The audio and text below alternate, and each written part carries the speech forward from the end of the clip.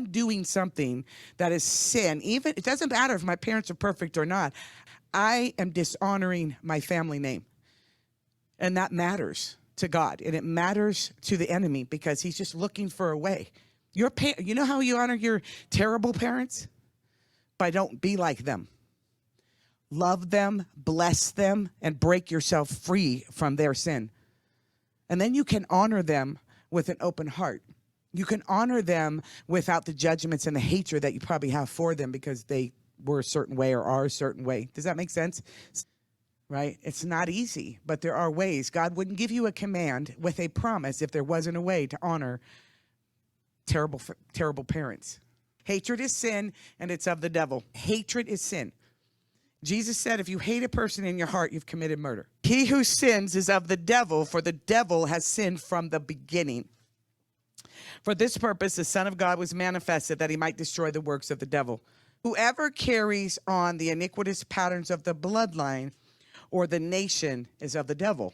Jesus implied that if a person is concerned more about the world than his kingdom, that person is of Satan. Did you know that Jesus said that? Okay, do I need to back this up and slow it down one more time?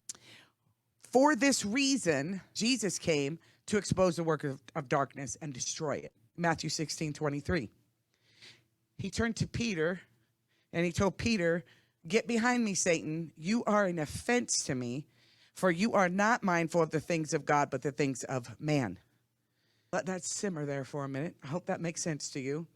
So if we're mindful of the things of man, ourselves, the lust, the desires, our own things, the kingdom of Satan, which is earth, as well as it is.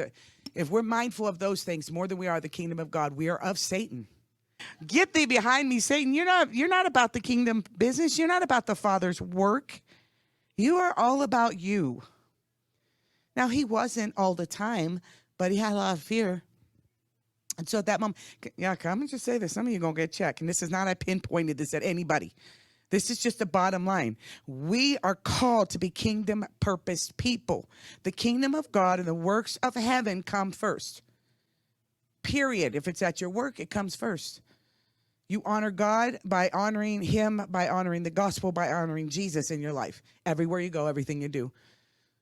That's how you do it. That's not that difficult. If you have had a born-again experience and you've given up the world, this you can do, okay?